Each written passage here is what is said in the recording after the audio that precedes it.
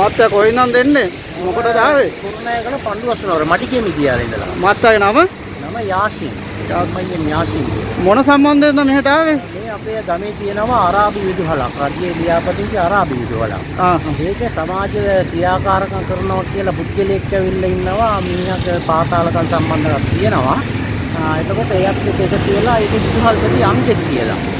ඒ ළමයි නොමග යවමින් ළමයි නිකන් හිඟන තත්ත්වයටපත් කරලා මුළු රටටම මුළු ලෝකෙටම මේ ළමයි අනාථ ළමයි කණ්ඩ නැහැ බොණ්ඩ නැහැ දේව ගොඩ නැගිලි නැහැ කියලා මේ කාගෙන් හරි මොනවා හරි නීති විරෝධී පැත්තකින් මේ කට්ටිය මේ මුදල් එකතු කරනවා. මුදල් එකතු කරාට කමන්නේ මේ අහිංසක ළමයි ඉන්නේ පෙන්නන්නේ.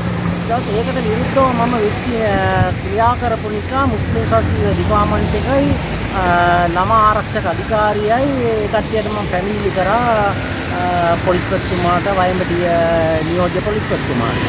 ඊට පස්සේ මට පිරිසක් දාලා කුඩුකාරයෝ සෙට් එකක් තියාගෙන මට පහර දීලා පොලිසියත් ඒ කට්ටියන් අතර ගත්තා. ඒකට විරුද්ධව මම මානව හිමිකම් එකේ පැමිණිල්ලක් කරා. මේ පැමිණිල්ලේ අර ප්‍රකාශයක් ගන්න කියලා මට එන්න කිව්වද ඒ ප්‍රකාශය දෙන්න තමයි මම මේ ආවේ. මේක සම්පූර්ණ වගේ කියන්න ඕනේ මුස්ලිම් සංස්කෘතික ඩිපාර්ට්මන්ට් එකයි ළමා ආරක්ෂක අධිකාරිය. ඒකත්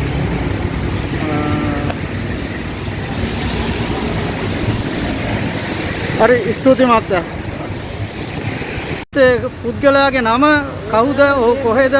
කොළඹ දිහා ඉන්නවා කියන්නේ මිනිහා නිකන් මේ බજારේ මේ හැමතැනම නිකන් මේ විනය බිඳුවක් තියෙන මිනිස්සෙක් ආසිෆ් අස්ලම් කියලා කියන්නේ.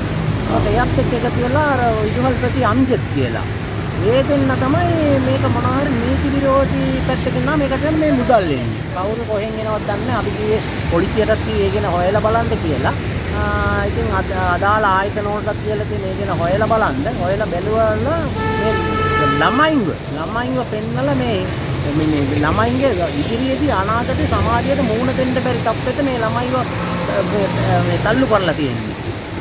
මේ ළමයිව ගිනිහිල්ලා මේ කියන්නේ සමාජයේ විදියේදී මේ හොඳ යහපත් පුරවැසියන් හිටියට එන්න ඕන ළමයිනේ විනයක් ඇතුනේ හදන්න ඕනේ.